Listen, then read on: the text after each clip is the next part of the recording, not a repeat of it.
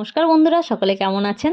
তো কিছুদিন কাজের প্রচুর চাপ ছিল, তো সেই চাপের জন্য ভালো মন্দ তেমন কিছু রান্না করা হয়নি। কারণ অনেক সময় না সামর্থ্য থাকলেও সময়ের কারণে অনেক কিছুই করা হয় না। তো কিছুদিন ধরে যেহেতু ঈদ রোজা চলছিল, তো ঈদের জন্য প্রচুর কাজের চাপ ছিল। তো আজকে সেই ঈদ, আর তার জন্য আমার ঈদের কাজ তো আগের দিন রাত্রেই কমপ্লিট হয়ে গেছে। তো সেই কারণে আজকে একটুখানি ভালো মন্দ রান্না করলাম। তো ভালো মন্দ কী রান্না হয়েছে? শুক্তো করেছি, সজনের ডাঁটা, আলু, কাঁচকলা দিয়ে। আর এখানে চিকেন রান্না করা হয়েছে।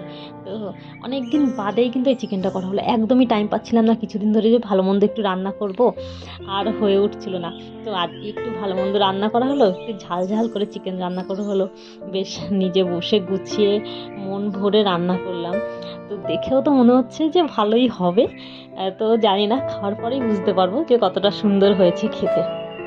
তো বন্ধুরা, এই যে মাঝে মধ্যে যে ভালো মন্দ রান্না করা, ভালো মন্দ একটুখানি গুছিয়ে খাওয়া দাওয়া, তো সকলেরই ভালো লাগে। নিশ্চয়ই আপনাদেরও ভালো লাগে, তাই তো? এবং আমি এইসব ঘরে বসে যেটুকু যা টাইম পাই তার মধ্যেই যে ভিডিও দেওয়া হয়। তো আপনাদের কাছেও মাঝে মাঝে জানতে ইচ্ছা করে যে আমার ভিডিওগুলো আপনাদের কেমন লাগে। যদি ভালো লেগে থাকে একটুখানি মাঝে মাঝে একটু জানাবেন যে কেমন লাগছে কি। আর যদি কোনো ভুল ত্রুটি হয়ে থাকে তো সেটাও জানাবেন। বা ছোটো বোন হিসাবে বকাবকিও দিতে পারেন যে এটা ভুল হয়েছে তোমার, এটা ঠিক হয়েছে। তো সেটাও বলতে পারেন, তো কোনো অসুবিধা নেই। সন্ধ্যার দিকেও না মুখটা একটু উস্কুস উস্কুস করে, মাঝে মধ্যে মনে হয় যে একটু হাতে বানিয়ে একটু ভালো মন্দ খাই। তো সন্ধ্যাবেলা বানিয়ে ফেলেছিলাম পাস্তা।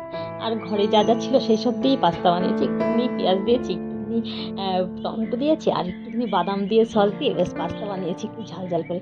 তো ভালোই লাগছে খেতে। তো তোমরাও চলে আসো আমার সঙ্গে, অংশগ্রহণ করো এই খাবারে।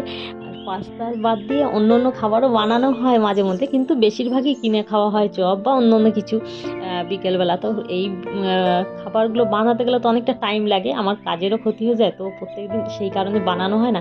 যেদিন টাইম পাই সেই দিন এই রান্না বান্নার দিকে একটুখানি মন দিই, একটুখানি খাবার বানানো এইসব দিকে মন দিই। আর একটু খাওয়া দাওয়া, একটু ঘোরাঘুরি তো থাকেই। তো আজকে তেমন কোথাও ঘুরতে যাওয়া হয়নি, তো নেক্সট দিন ইচ্ছা আছে বা প্ল্যানও সেরকম আছে যে একটু ঘুরতে যাবো এখন। তো কোথায় কোথায় যাব সব কিছুই আপনাদের সামনে তুলে ধরবো মাঝে মাঝে, যেমন তুলে ধরি। তো আমার ভিডিওগুলো কেমন লাগলো একটুখানি জানিও, আর আমার ভালো পাশে থেকো।